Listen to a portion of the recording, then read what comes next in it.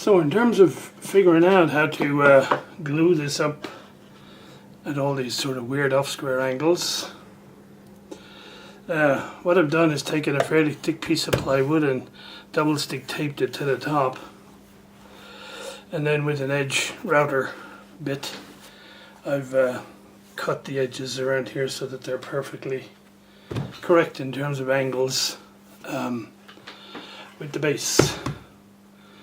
So what I'll do is I'll identify each of these 4 angles, cut this top here into probably 4 pieces, and I'll use them as the, if you like, clamps for gluing each corner.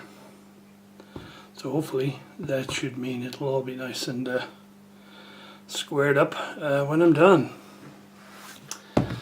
That's the plan at any rate.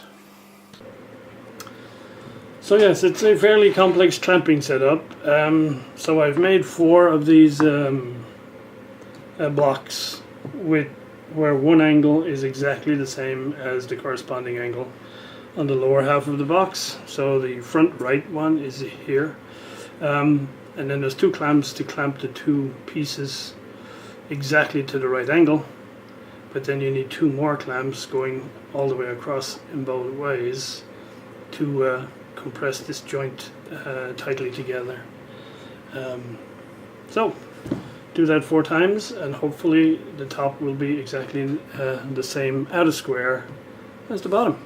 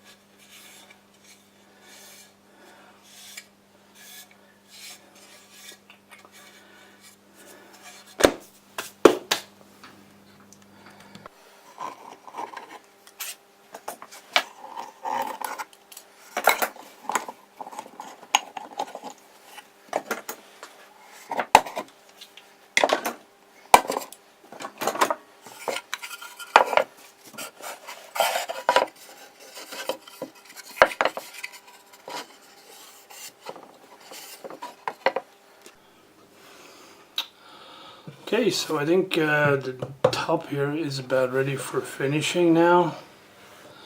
I was hoping to fit the top without having to put any screws in, but I had to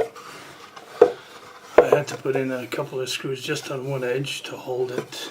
But I'll remove those, and I'll either try and hide the holes, or I don't know, might add a little bling on the top here and put some trim around it or something to hide the holes and make it look neat. Okay, so at this point the lid is sanded down, and I've just put a very light brush coat of shellac on the wood to keep it from being affected by moisture, because it's winter time now, but the weather is really weird, so it's kind of mild and wet today, but it could get really cold and dry at any minute, so I thought I'd seal it up just to be safe. So I'm reasonably pleased with it so far. I mean, there's a few pieces where there was breakout of the wood from the router. See if I can find one. Yeah, you may not be able to see it, but right there's a gap that I got to fill, because I guess when I was running it through the router it just tore off an extra piece there, and I got to hide these holes on the top. Not quite sure how I'm going to do that. I was starting to think, you know, when I think of small cabinets, I think I started blinging it up. So I could do something like this. Give it that added little touch. But we'll see, I'm not sure yet. So now I need to find some hinges, which I've been searching for desperately for a long time without any luck.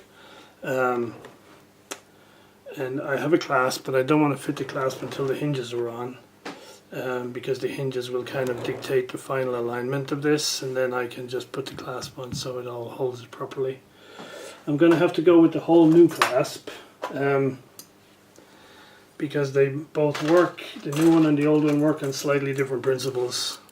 The new one, as I'm sure you guys know, when you lift it up, it catches the upper piece and then it pulls it back down, and so there is a groove here, there is a lip that this piece catches in to hold it nice and tight, whereas this one is just sprung loaded and it just goes straight in, and so you need a slightly different type of upper piece to be compatible.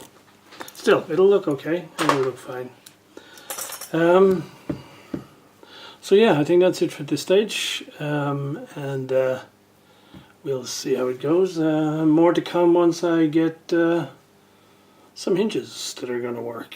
If I can't find the come apart hinges, which is what I've been looking for, then I may go with like a piano hinge and just fit some sort of a stay so that when you raise it up, it'll stay up and it won't fall back down.